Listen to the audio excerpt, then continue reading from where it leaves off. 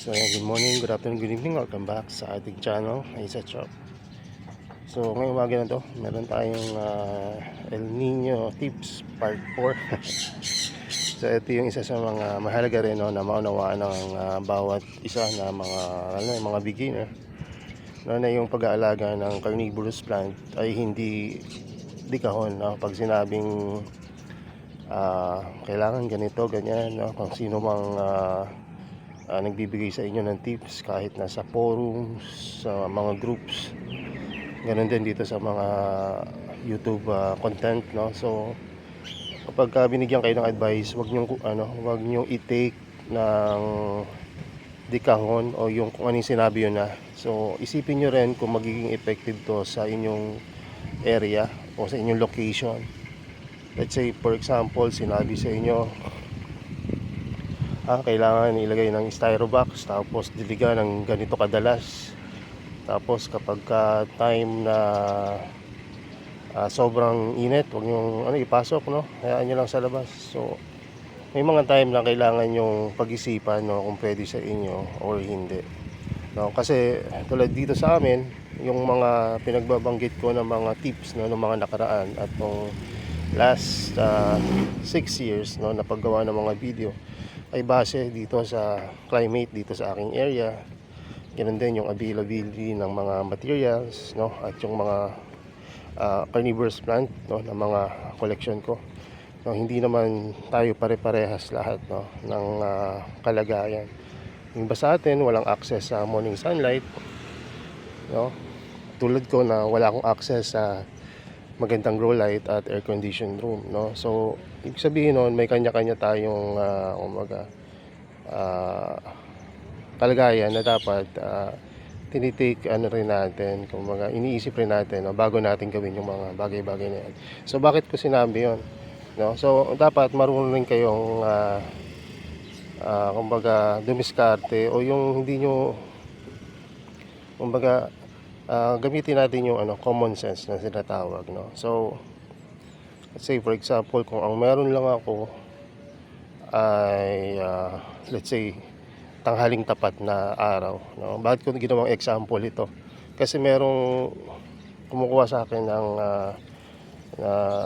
mga carnivorous plant, at sabi ko sa kanila ipulsan nila, no. Maganda yung example na to kasi ang ginawa nila, pinulsan nga nila, pulsan na kung saan kung ano lang yung available na sunlight na meron sila.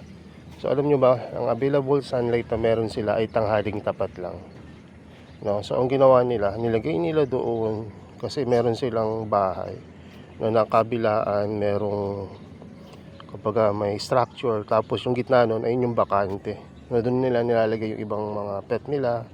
Siguro kung hindi ko alam kung anong space yun, baka parang garahe nila siguro yun o kung ano man. So doon nila nilagay yung kanilang mga carnivorous plant. Alam nyo ba, sama-sama doon yung Cephalotus, VFT, no? Nandun din yung Nepenthes. At after siguro ng mga 2-3 linggo, nag-send sila ng picture. Sabi nila, sir, bakit ganito? Hindi namumula yung mga red piranha, kasi kumuha rin sila, red piranha, archangel, tapos kung ano yung meron dito, royal red siguro meron din sila. Sabi ko, ba't kaya hindi namumula? Pero nung tinignan ko yung mga picture na meron sila, alam niyo kung anong itsura? Mas maganda pa sa mga plants ko. Ano ko nasabing mas maganda pa? Ang mga plants nila sobrang lalaki na ganyan, tapos upright, hindi man ganun kapula. Actually ayun yung hinahanap ko sa mga ibang mga cultivar, yung upright, tapos yung mga malalaki yung dahon, tapos hindi ganun kapula pero kita mo yung size na talagang ang lalaki, no? So anong pagkakaiba na meron kami? Sinunod nila yung yung mga tips, no, or guides na binigay ko sa kanila. Pero dahil ang kanilang available lang ay yung tanghaling tapat, so nilagay nila yon kung saan may araw lang sa mga 90 degrees ba yun, at yung left and right wala nang sinag ng araw. So ayun yung nangyari, no, yung sa setup nila, at no, gumanda yung kanilang halaman. So hindi nyo kailangan na pag sinabing pulsan, so Kung wala naman kayong access na kailangan nyo maglagay ng kung ano-ano, kung yung mga diskarte na malulungkot na kayo ba dahil wala akong setup na gano'n o kaya wala akong space na para doon. So hanapan nyo lang ng pinaka, as sabi nga nung ibang comment, give them as much sunlight as you can, as yung pinakamaraming sunlight na may ibibigay nyo na wala lang sa sarili. So ganun lang, huwag nyong i-take yung mga advice na kung ano-ano. Ito na naman, nagkakaroon na naman ng mga white dyan.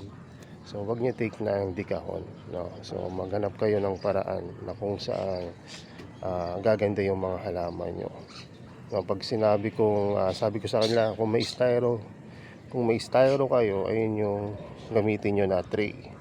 Since wala silang ganitong styro box, alam nyo yung ginamit nila, dahil nag-i-import pala sila dati ng mga fish, no? Ay meron silang styro box na malaki pero mataas, at ayun din yung kanilang ginamit. Sabi ko, paano yan pagka uulan? Sabi, ayun nga sir, kung paano ba yan pagka uulan? Sabi ko, so lalagyan nyo dala ng butas o kaya hatiin nyo na lang yan, no? So may paraan na dun sa bawat mga challenges na ating mga kaharapin, no? 'Di ba kahapon sabi ko magdidilig uli ako ng twice after ko magdilig nung sumobra yung init. Pero alam nyo ba, nakatulog ako ng mahimbing nun at nung kinagabihan na ako nagising. So nung nakita ko, isang beses na lang makapagdidilig, kaya tinignan ko yung mga halaman ko. Alam nyo ba, lahat ay okay pa. Kailangan ko lang gawin kung gusto kong extra na trabaho. Nag-mist ako ng light, no? Minsan nakaka-4 o 5 akong yung pandilig, no? Nakaka 800 kasi 20 liters to eh. So 80 to 100 liters ang nagagamit ko. Kahapon wala pang 20 liters kasi wala pa hindi pa puno yan kahapon. So diniligan ko yan, light misting, very light mist lang. So ngayon tingnan nyo, di ba? Hindi man lang natin yun. So ibig sabihin lang nun, wag nyong gayahin kung ano yung ginagawa ko. Gayahin nyo lang yung sa tingin nyo makakatulong sa inyo. So kung hindi kinakailangan magdilig ng 3 to 4 times a day, magdilig lang kayo ng once, no? Pero yung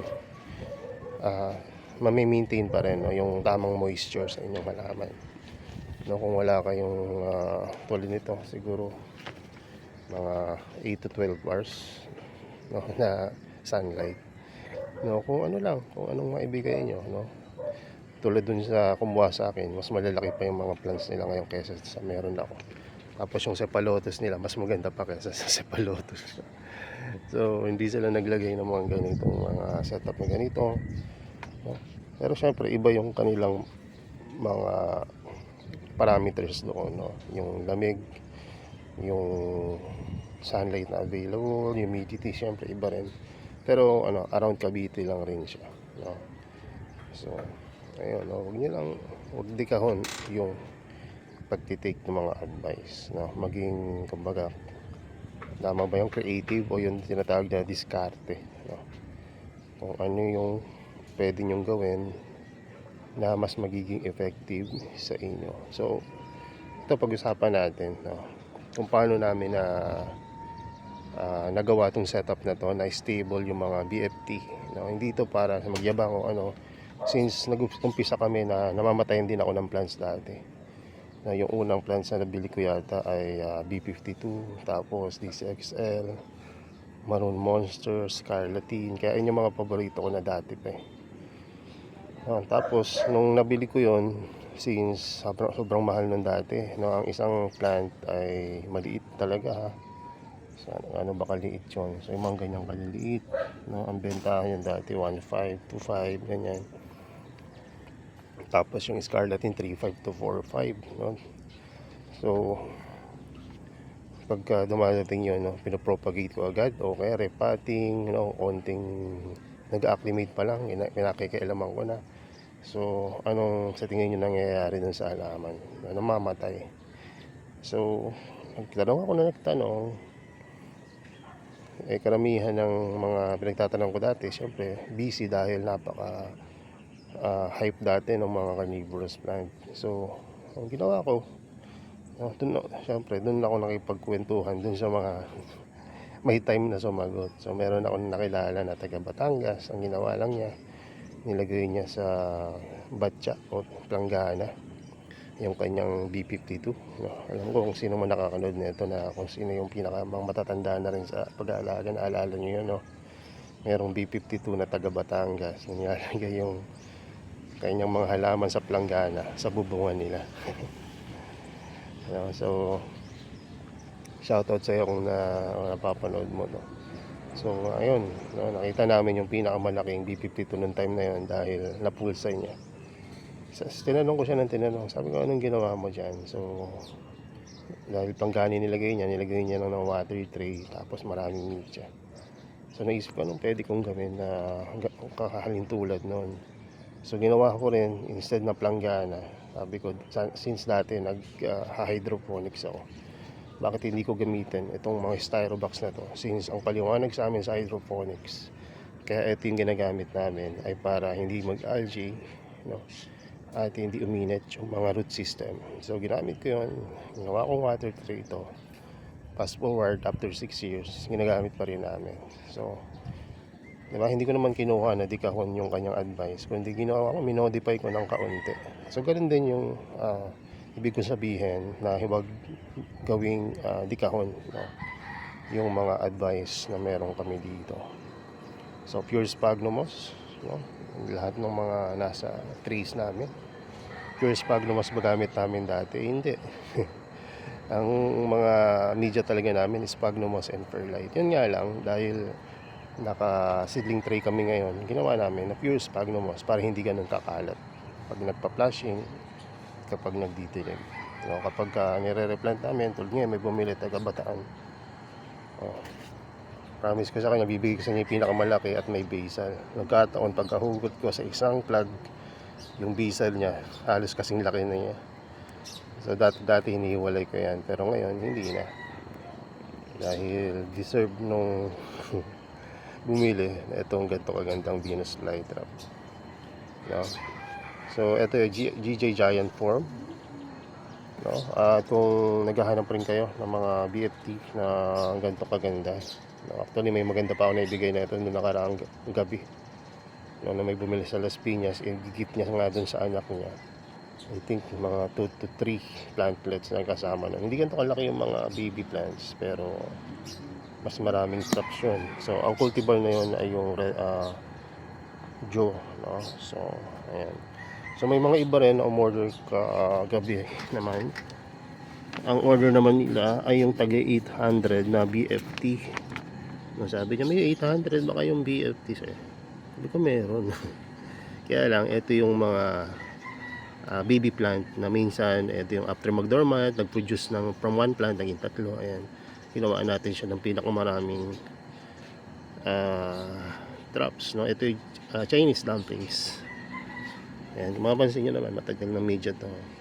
Tinubuan na ng mga live. Tapos, since 3 yan sa isang paso, tuloy hindi lang 3. So, 3 plants, may natira pang 2 rhizome na tutubuan. So, 5. So, ito yung isang pinakamalaki. Tapos, ito yung pangalawa sa pinakamalaki. Ito yung mga rhizome. Diba? Tapos, yun, yung binili. Ayun yung pangatlo. So, minsan, pag kailangan nyo ng mga mas mura, pwede naman tayong kumuha dito sa mga propagation na natin, no? Tapos bumili rin siya nung alba o albino na globosa ba yan, yung red, tapos puti yung dahon. So, may mga maliliit tayo yan, kaya kung saan kayo masaya. So, ayan. At possible na may parating pala tayong biohazard, triton, tapos lowlands Nepenthes na BHI pink, tapos yung BHI Vario X Ampullaria X Viking. Ayan. So may request kasi noon kaya nakakuha ulit tayo. So tingnan natin kung kailan makakarating yun, o this week or next week. Tingnan natin, hopefully meron pa dun sa doon sa stocks ng sa ating source. So yung mga pag-usapan natin ngayon, so ayun lang, pag-isipan nyo ano yung mga pwede nyong gawin na pwede nyong magamit, no, sa growing area nyo. Kasi pag ganun yung inisip nyo, hindi kayo malulungkot dahil wala kayong morning sunlight, wala kayong pulsan. Kasi natutunan ko rin dun sa mga binigyan ko ng advice ng nakaraan, no, na gumanda yung plants nila, no, kahit na hindi ganun parehas na parehas kami ng condition, no. So i-take nyo tong advice na to, hindi lang dito sa mga local growers dito, pati sa international community ganun din. Ilang beses ko nang na-encounter yan, no, na ganito dapat, ganyan. Tapos nung ako na gumawa palpak, kahit gayang-gaya ko yung mga sinasabi nila, tapos nung minodify ko, dun pa lang ako naging successful. So hindi laging successful, namaranasan ako lagi ng failures, tsaka yung namamatay ng halaman hanggang ngayon, no.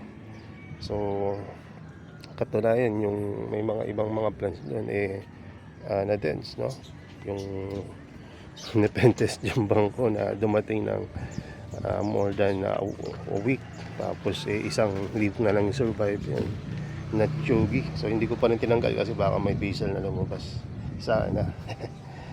So dito rin, no, sa mga capensis natin, no, parang ang ganda, diba? Pero pagka sinom niya yan, na may mga plants na yung iba na maalam, yung iba nang hihina, you know? So pero all in all, as long as alam niyo yung dahilan, no, at alam niyo yung gagawin, okay kayo doon, no? So sa pagkakataong ito, maaring dahil hinayaan ko sila mag-flower, o kaya dahil na-replant ko sila kasi galing yan doon, di ba? Naalala nyo, ang daming kapensis nyo, replant ko sila doon, o kaya maaring dahil binuhusan ko sila ng tubig sa taas. So ayun yung mga ilan sa mga iniisip ko, no? At yung isa pa pala, nilagay ko kasi ito dito sa ilalim, binalik ko ulit sa taas.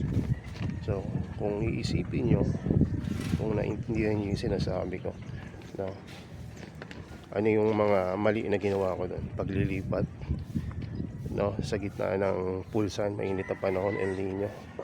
Naglipat ako ng growing area nila. So ano mangyayari pag naglipat kayo? Mag-acclimate ulit, no. Kapag nag-replant kayo, ganun din, maaaring magalaw yung root system, mag-iiba yung parameters nila, mag-a-adjust ulit sila. So pagdidilig sa top, kahit na sand dew, mawawash sila, tapos mabababad yung kanilang crown. So maraming dahilan, no, na pwedeng maging sanhi nun, as long as matutukoy nyo at magagawa nyo ng paraan.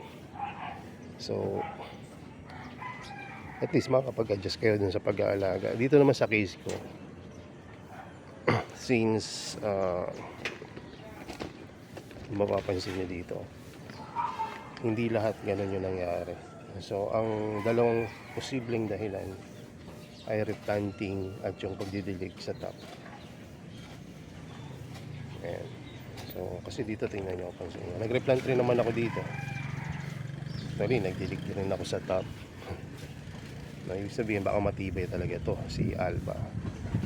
Pagdating naman dito, posible na yun nga, na tubig, nagtap watering ako, tapos ayan, nainitan yung kanilang root system.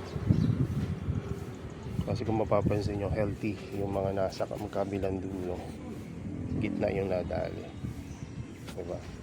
So ayun yung mga kuro-kuro ko, pero ayun lang yung mga nadali sa akin pagdating sa San Jose. Pagdating sa Nepenthes, wala namang ibang nadali sana, no. Okay pa rin naman, diyan naman sila, hindi ko nabubuksan kasi mga bago yan, ina-acclimate ko pa. So ito yung jamba na nagali sa akin, so gastos na malala rin yan. Ay, galing pa yan sa international market. Nasinip ko dito. Kaya umabot ang mata yun. So, lesson learned. Kaya ngayon, umorder ako ng mga, kung mapapansin nyo, next order ko puro lowlands na. Or hybrid. Kasi bakit ako magpo-focus sa mga halaman na wala naman akong setup na pwede kong ilagyan. No? May source ako na pwede akong kumuha ng Edward Chana, Raha, Bilosa, Hamata. Kung kailangan nyo ng mga halaman yan, mag-message lang kayo sa akin. Pero kumbaga buy in your own risk, no? So ipapadala ko agad, hindi ko na i-acclimate dito kasi nga hindi ko na mabubuhay, no? So pero meron tayong mga niyan. Kausapin nyo ako, message nyo ako. May mga source tayo niyan. Kaya lang medyo mahal kasi nga hindi yun galing sa bundok. Tissue culture, no? Yung iba naman through basals or cuttings. No, may mga mother plant rin pero grabe ang mamahal. So ayan, hindi tayo nabili na sa alam niyo na. Hindi ako nagmamalinis, nakabili na rin ako dati ng mga yan, pero ngayon hindi ko na tinatanggilik kasi not worth it talaga. No, ang hirap i-acclimate ng mga galing sa kung saan, no? Alam niyo na yan, no? So tsaka may chance pa kayong mahuli, no? At least dito sa mga halaman na na-enjoy natin na galing sa propagation, no, sa bawat ng mga hobbyist, no, at collector, alam natin na hindi galing sa wild. Ayan. So yun lang siguro. At ipapasok ko pa to kasi may mga lakad pa ako yung araw na to. So kung papansin nyo, dry na dry yung media pero yung gitna nyan wet kasi galing yan sa mga plug na mga plants namin dito. Ayan. Yung plug na yan, tinatanim ko lang dyan. Tapos yung media na to, mga dry ito na media. Hindi ko na tinutubigan. Ayan, kasi sa shipping, mas maganda yung hindi ganun kabasa. Kasi madaling matunaw pag basang-basa. So mamaya na siguro magdidirect since okay pa naman lahat. Ang gusto ko lang lagi sinisilip dito ay yung cephalotus. Kasi ngayon pa lang ako maglalagay ng cephalotus sa lugar na to. So yung cephalotus natin nandoon sa nakikita ko, okay naman sila, no? So ang isa sa mga nabilib ako dito yung mga bilosa, barbilosa, barbilosa, diba? To binosa pala, bilosa to, binosa. Ayan, ganda, walang casualties. Yung Montana, napakaganda talaga niya. Pero may casualties kasi nga hindi ganun ka ma-matured pa. Tsaka hindi pa ganun kalalaki. Tulad na itong Binosa, Barbinosa. Pero madaming nagkakagusto dyan. Montana. Yan. Kasi bukod sa bago, pag tinignan nyo yung matured picture niyan sa internet, napakaganda. Kakaiba yung pattern niya. Veining, kitang-kita. Kulay, panalo. So yun lang, God bless. At bye bye, mag-ano lang ako, magpapak na ako na itong halaman na to. Yung dalawang order bukas pa kukunin yan, may inaabangan pa siguro. So yun lang, bye bye.